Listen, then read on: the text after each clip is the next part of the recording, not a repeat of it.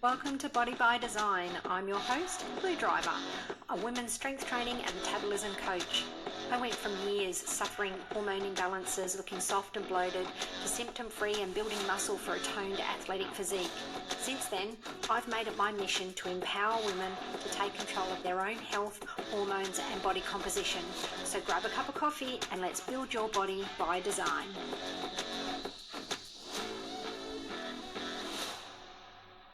Welcome back to the Body by Design podcast. This week's episode is around energy production, sugar, and menopause, and why we should be eating sugar in menopause. I know, gobsmacking, isn't it? We should eat sugar in menopause. Sugar is not the enemy, people. We really need to start moving away from the narrative of sugar being the enemy and cutting out sugar, and start looking at what is sugar and what is our biology's needs and how does it run. And when you look at it from that point of view, it does not make sense to be cutting sugar out. I remember watching something on Netflix. I can't remember the name of it. And it was about sugar. And there was a guy that was a vegetarian, had all of his blood work done beforehand and said, I'm going on a sugar diet. I'm going to put sugar everywhere in my diet and I'm going to show you what it does to my body. The problem with this whole experiment, and of course he did his blood work at the end and it was atrocious. And they went, see, sugar's the enemy. The problem with this experiment is when you look at the foods that he ate, with sugar within highly processed foods, that also lacked good quality, dense nutrition in it. So if we ate sugar in a way of process, so for example, he drank fruit drinks, they were, not fruit juice, not 100% fruit juice. It was fruit flavored drinks. So it had a little bit of juice in it, but filled with sugar, filled with preservatives. Again, not much nutrients in there, full of additives, and a lot of empty energy calories. So yes, when we take white sugar and fill up on white sugar, sugar is a fuel source for us. However, when it's done in the absence of nutrients, then the body is not healthy, not because of the sugar, but because it's lacking nutrients. He would also eat things like donuts, deep fried in seed oils, which cause oxidative stress in the body. And again, made from what? Wheat, crappy butter, deep fried in, so like fake butters, margarines, and then deep fried in seed oils and then covered in sugar. And obviously the batter has sugar in as well. So again, the sugar within that donut is all 100% white sugar filled with crap seed oils, preservatives, flavors, all those sorts of things. It's not actually the sugar. It's the void of nutrients and the oxidative stress that the seed oils cause. And what's in flour, donuts made from flour, there's not much nutrition in wheat, apart from the fact that it's genetically modified. In mass-produced products like that, they come from genetically modified crops and they are heavily sprayed with pesticides. So they don't agree with us either. So that whole experiment was based on highly processed foods with sugar in the absence of nutrients. And it becomes very, very misleading because it's not actually the sugar that is the enemy. And when we use sugar in the right way to fuel our body, sugar is actually, or glucose is actually our body's preferred source of fuel, especially for brain and thyroid function. And when we talk about thyroid function, we're talking about our metabolism. So our thyroid drives our metabolism. And if we don't have good thyroid conversion, our metabolism slows down. We have a lot of fatigue. We can have autoimmune issues crop up. We start to hold weight, particularly belly fat. We can't shift it. So we want to support the thyroid from that perspective. And when we turn this to perimenopause, our thyroid in perimenopause needs support more than ever because it's gone through a lot of stress. And with the hormone shifting that's going on, it needs more support. So sugar is actually the preferred source of fuel for our bodies, glucose, and it will support the thyroid the most, as well as brain function. Now, you think of the cognitive issues that many people are experiencing in perimenopause and menopause, the brain fog, the memory loss, mood swings, that's all about brain function as well. So in perimenopause, when estrogen and progesterone are shifting, estrogen's going wild in perimenopause. It's up, it's down, it's up, it's down. It's not dropping. And I wish more people understood this, because there's so much talk out there that in perimenopause your estrogen is dropping. No, it's not. It's actually going up and down. So yes, we have some low peaks, but we also have some high peaks. What is actually dropping the most and quicker than any of our three main sex hormones, being estrogen, testosterone, and progesterone, is dropping. So when glucose is our primary source of fuel for our brain, our liver, our reproductive system, we need to be thinking about this in perimenopause. So when we look from a pro-metabolic point of view, sugar from fruit, honey, milk, and yes, some white sugar in a nutrient-dense diet is fine. I'm not suggesting, we can just go out and eat a kilo of white sugar. But when we're getting it from fruits, root vegetables, honey, milk, all those sorts of sources that are packed full of nutrients, it actually supports our cellular energy production, or ATP, you may have heard it called before. And without this, our stress hormones like cortisol and adrenaline increase. And this is why and with our hormones dropping as well, this increases stress on the body. So in perimenopause, when estrogen and progesterone are shifting, your body becomes more sensitive to this stress. So easily accessible fuel like sugars from nutrient-dense foods helps stabilize our energy, our mood, our brain function, and supports our hormone production through this time of shifting. All right, so if we start restricting sugar, it increases our stress hormone. I've stopped, sorry, I've got a cat trying to get into my office right now, and it's distracted me. My beautiful little Sphinx cats, they're hairless cats, and I've got one that's very naughty that can open all my doors. One moment. Right, hopefully that stops it. Right, so when we restrict sugar, it increases our stress hormones like cortisol and adrenaline. So if you cut carbs, I think this is where it goes wrong for people. They go, sugar's bad, so they cut all carbs. Sugar itself is not bad, but it is void of nutrients. If we have some plain sugar in a nutrient-dense diet, it is fine. But cutting out all carbs is where we start to stress the body, because it converts sugar into glucose, which is what we need for a process called glucogenesis. That's where we get our energy production from. If we don't have that, our stress hormones increase so it can take protein or fat and convert it into glucose to then be used for glucogenesis. All right, so we don't want to continually cut carbs because of this fear of sugar. Yes, processed foods, but it's not even the sugar in the processed foods that are the enemy. It's usually the crappy oils and all the additives and the void of nutrients. So we're cutting our carbs, our body begins to stress, so it can create cortisol and adrenaline to help convert protein and fat into glucose to then go through glucogenesis, which then gives us energy. When we chronically elevate our cortisol because carbs are cut too far and for too long, it contributes to belly fat, anxiety, sleep issues, muscle breakdown, and they're already challenges in perimenopause. We're already got these stresses going on with the hormone shifts that have been happening. So when we cut carbs, it exacerbates this issue.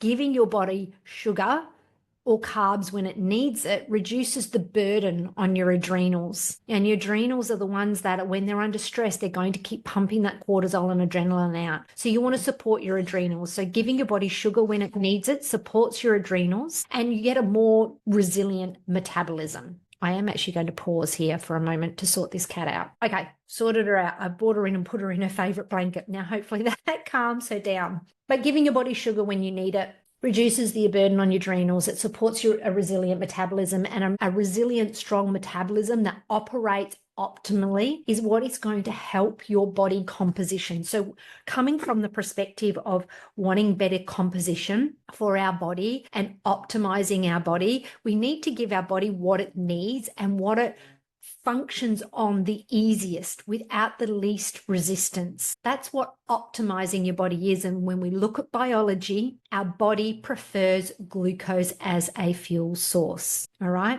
And we build a better metabolism. We support our hormones. We support our thyroid when we do that. So your thyroid actually needs glucose to convert T4 into active T3, which is what you want your thyroid to be doing.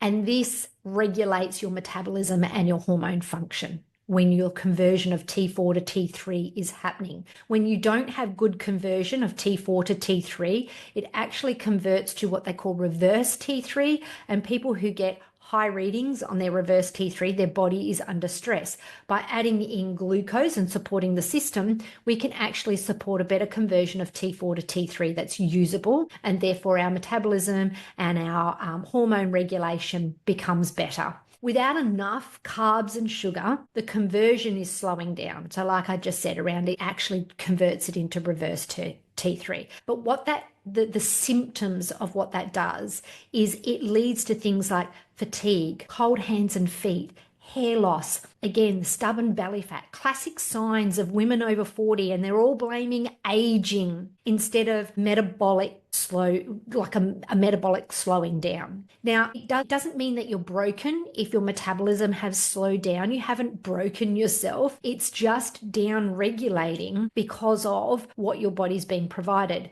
So if your body is smart enough to down regulate when it's not being provided with enough fuel source, so it becomes more efficient. So if you're running low on fuel in your car, are you going to be gunning it from the lights? Or are you going to nurse it along, be gentle with the acceleration, keep things slow, don't go at high pace until you make it to a fuel station? Well, that's exactly what's happening with your thyroid. It is down regulating because it does not have enough fuel source for energy production. So it starts down regulating everything. So your metabolism slows down because a fast metabolism burns a lot of fuel. So if you don't have a lot of easy to burn fuel come into your body, it will down regulate. But the beauty of this is that we can reverse that by providing your body with the right fuel. Now, that doesn't mean that if you have been living on 1,200 calories for the last year and you've got a severely downregulated metabolism, you just go, woohoo, I can eat sugar, and you throw a bunch of sugar at it. You will gain weight like that. You need to slowly bring it in and let your body adapt again because it's an adaptation process. So over time, your body has been downregulating from all the restrictive diets, the overtraining, the undernutrition that we've been doing because we've been told, platefuls of salad, nuts and seeds are what are going to give you the best nutrition. And actually they don't because they're not bioavailable. We've avoided all these carbs for so long. And then all of a sudden, perimenopause hits with all these hormonal swings as well. And then the stress starts because it doesn't have enough to support the hormone production and to stabilize it in this stress state. So it starts to downregulate. And then when the perimenopause hits, you're downregulated, perimenopause hits. And that's why these perimenopause and menopause symptoms are so exacerbated at the moment. And we're seeing such a big shift in media around putting a focus on women shouldn't have to put up with this, and we shouldn't. And HRT may or may not be the answer for you, and I'm not going to get into the pro and cons of HRT right now. But if you don't put the foundations in, putting HRT in on top of a body that is already downregulated and not being provided with its preferred fuel source can actually make you feel worse. I have had a number of clients come into me and go, well, I did the HRT and that's still not working. And my doctor's tweaked it several times and it's still not working. They still feel terrible. But the minute we put the foundations in, they feel better. So it's not necessarily the HRT. If we get the foundations in first of supporting the thyroid, supporting the metabolism, then a lot of these symptoms can be calmed dramatically. And it stops the cortisol production. It stops the stress in the body. And it all comes from years of thinking that carbs are bad. It's actually not. Carbs and sugar are not bad. It's the over-processed crap that goes with it and the lack of nutrients that we're putting into our body.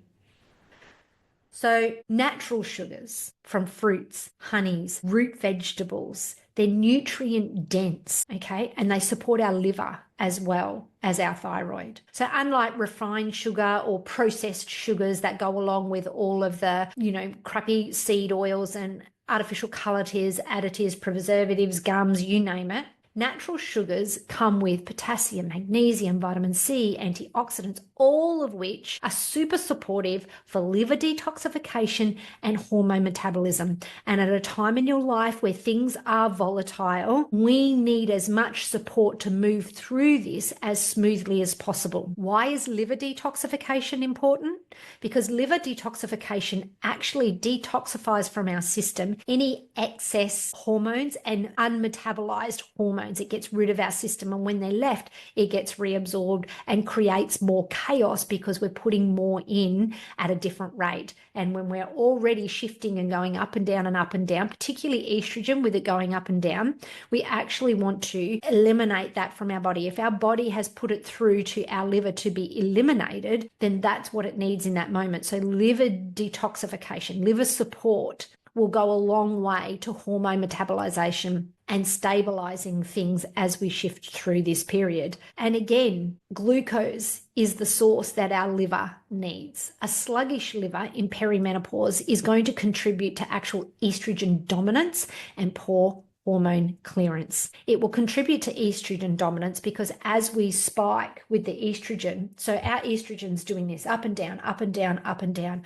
but our progesterone is constantly, it's just on the decline, right? So it's got a smooth. And then if we don't detoxify what our body is trying to take out of estrogen, we actually keep putting it back into our system. So now even though we're up and down, up and down, up and down, it's up and down at a higher level because we're pouring it back into our body, and the ratio. The biggest problem with hormone issues, it's the ratio between the estrogen and the progesterone. And when we have too much estrogen for the amount of progesterone, you can have low amounts of both and still feel really good. Okay, you can actually feel good with low amounts of both because the ratio of the progesterone to the estrogen is a good ratio. You want about a 10-to-1 or more. But if that ratio gap gets bigger, then that's when we have a lot of perimenopausal symptoms. So we want to be able to clear out unutilized hormones. And it's sugar-rich foods like orange juice, ripe fruits, potatoes, sweet potato, pumpkins, squashes, raw honey, maple syrup. They all nourish our liver, support progesterone production, so it prevents it from dropping too quickly, and it reduces a lot of symptoms like bloating, PMS, mood swings, brain fog, joint issues, all the things that come, hot flushes, all the things that come with perimenopause. Sugar also helps lower lactic acid and endotoxin buildup. So when your body runs on fat, especially when your thyroid is already downregulated, so you're hypothyroid, it often creates, if you're trying to convert fat into glucose, it creates byproducts. It's like a dirty burning of fuel. What byproducts are being produced from that. And it creates more lactic acid and endotoxins when it tries to convert fat into glucose rather than sugar into glucose. And that leads to high lactic acid and high endotoxins lead to inflammation, bloating, brain fog, hot flushes, all those things that we already can be prone to in perimenopause. So you can see cutting carbs is like throwing fuel on the fire when our body actually needs that sugar the most in perimenopause. But we've gotten into, just cut carbs and that will make us lose weight, but we're actually just throwing fuel on the fire of inflammation. Sugar is actually, it provides a clean burning fuel. So it reduces these byproducts. We don't have as much lactic acid. We don't have as much endotoxin buildup. And this keeps our mitochondrial energy production efficient. So that APT production efficient. It keeps it healthy at a cellular level. Let's move past just focusing on HRT. In perimenopause, minimizing our systemic inflammation is key to feeling energized, sharp, strong, resilient. We don't want to be cutting carbs and making things worse. So sugar is not the enemy. Absence of nutrients and processed additives such as seed oils, gums, flavorings, preservatives, they are what cause the issues. When we eat excessive amounts of sugar that is void of nutrients and filled with additives, that is the problem. When we eat carbohydrates, including things like honey and maple syrup, because honey has amazing antifungal and antibacterial benefits for starters. Like, it's actually really good for our system. So when we eat nutrient-dense sugars, then we provide our body with not only the energy that it prefers, but also the nutrients that it needs as well. So let's start moving away from sugar is the enemy and start realizing we need to nurture and nourish our body with what our body needs. And biologically, physiologically, our body wants sugar, glucose, so it can convert into energy. It doesn't want to it will do it with fat for survival, but it's an extremely stressful inflammatory process. So let's move away from these high protein, keto, fasting, cut carbs. Sugar is the enemy. Sugar is another one that's just been demonized and it's been totally taken out of context. And when you see these shows on Netflix, I saw it come up on Netflix the other day and it sparked this in me, because constantly in the DMs, ladies are saying to me, but I eat healthy, I'm trying to reduce my sugar. And when I hear that, it's a red flag, because they're not just reducing sugar, the processed ones with all the seed oils and additives and preservatives, they're reducing everything. You're reducing all those nutrient-dense carbs, sugar, juice, potatoes. How many women that I go, just eat some potatoes, and they're like, oh, I can't. Potatoes are amazing. Juice is amazing. Fruits is amazing. They are so nutrient rich to provide the support that our thyroid, our metabolism, our endotoxin system, so, our detoxification system, our liver, so many things that we need to support to take us through perimenopause. We don't have to suffer through perimenopause as much as what people are. And the answer isn't necessarily throw HRT on top, because if you throw HRT on top of a system that is already devoid of energy, progesterone is an amazingly supportive hormone and can really support you through perimenopause when it's declining quite steadily in comparison to estrogen. So it's a great hormone to be thinking about in perimenopause, but it also ramps up the metabolism. And if your metabolism already doesn't have enough energy to convert and you throw progesterone in, you'll actually get negative responses from it. So I have women say to me, I can't take progesterone. I get anger and mood swings. And this is about your body isn't supported enough in the energy space before you've added something like that. So adding HRT can actually make things worse if you don't have the foundations right. Get the foundations right first, then consider HRT. And often women that come into my program get these foundations right in the nutrition space and they go, the symptoms aren't that bad anymore. I feel pretty good. I'm not going to worry about HRT. Or they just add a little bit of progesterone, which helps, with the stresses and things that are happening in the body. It's a very calming hormone and can help bring down cortisol and adrenaline. And then that's all they need. So start thinking about stop thinking about the fad diets and what the fitness industry is telling you and what you think you should be restricting and cutting. Midlife is about nourishment, optimization, getting your body functioning to its full potential. And if you want that hot and sculpted body and balanced hormones, you need to give your body what it needs to be optimal function. An optimal functioning body will easily grow muscle, won't hold on to body fat, will have balanced hormones, will have lots of energy, but that comes from nourishment, not restriction. So remember, sugar is not the enemy. If you have found any of this helpful this week, please take a screenshot and share on Instagram and tag me at strengthtraining.nutritionist, and I will catch you next week for another episode.